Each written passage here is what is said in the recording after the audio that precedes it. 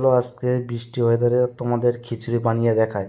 প্রথমে মটর ডাল আর মুগ ডালটা ভেজে নিলাম, তারপরে সয়াবিনটা ভিজিয়ে দিলাম জলে, তারপর ভাজা মুগ ডালটা জলে দিয়ে খানিকক্ষণ ভিজিয়ে রাখবো।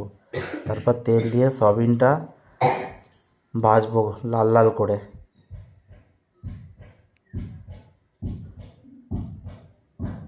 সবগুলো সয়াবিন দিয়ে দিলাম, তারপরে লাল লাল করে ভাজা তুলে নিলাম। তারপরে তেলের ওপর কুমড়ো, আলু আর তোমার বরবটি দিয়ে দিলাম।